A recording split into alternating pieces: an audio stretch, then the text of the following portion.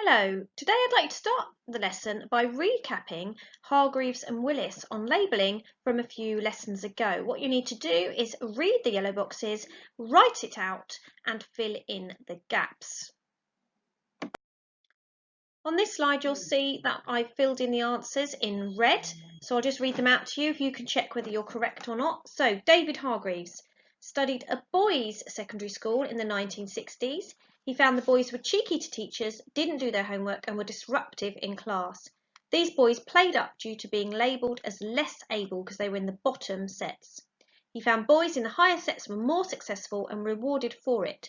The boys that played up didn't care about the school's opinion of them, they just cared about their friends' view.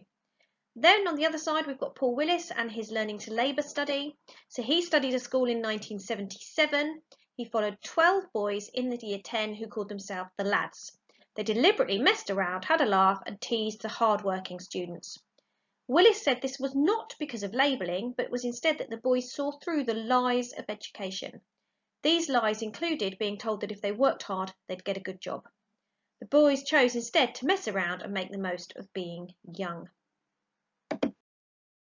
Another little recap activity for you. You'll see down the side lots of either sociologists or, in the case of Marxists, one of the theories.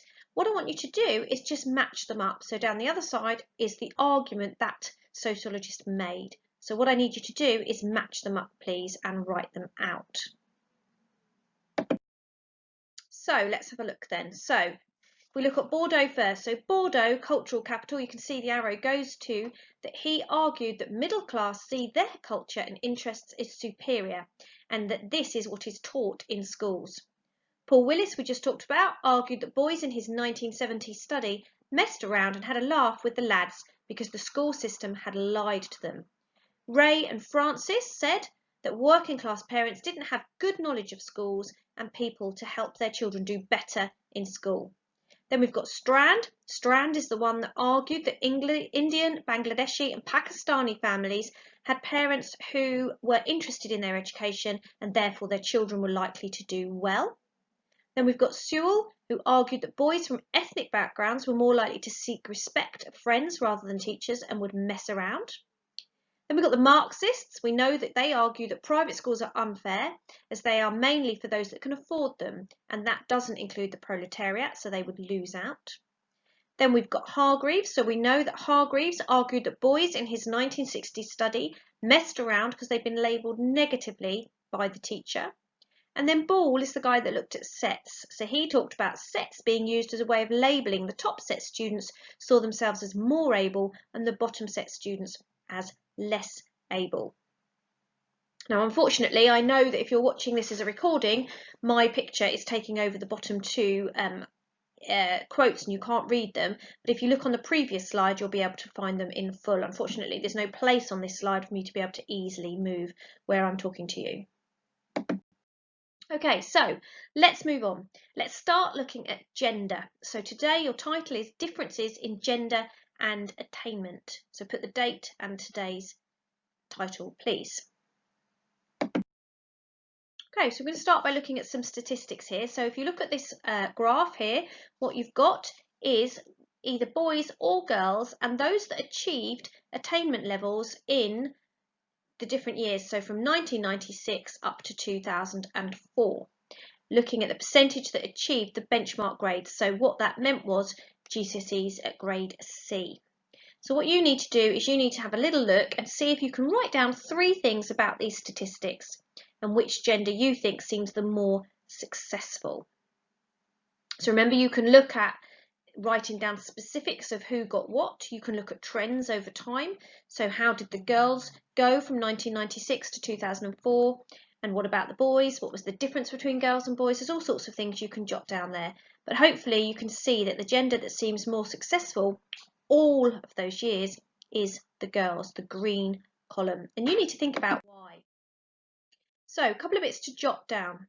In recent statistics, girls have become more successful at school than boys. Boys are improving. There are also more girls going on to higher education and achieving first-class degrees. And I'd like you to just have a think about why you think that is. So press pause for a minute and just jot down what you think that would be. What do you think are the reasons for that?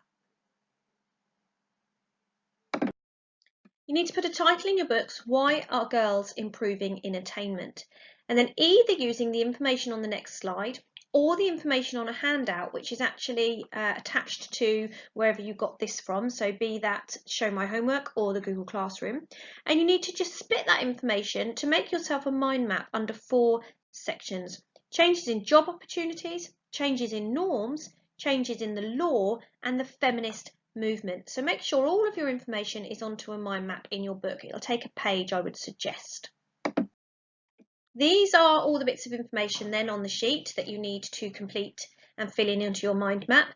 Importantly, you'll see that Sue Sharp there is highlighted. She did a study called Just Like a Girl, and it's important, we'll talk about it at another time, but it's important that you just highlight that her as an important person who talks about gender and in fact the change of attitudes, that girls have gone from in the 70s wanting marriage and children, and that was important, and now later, more later when she looked in sort of the 90s, it became more about careers and so on and so forth.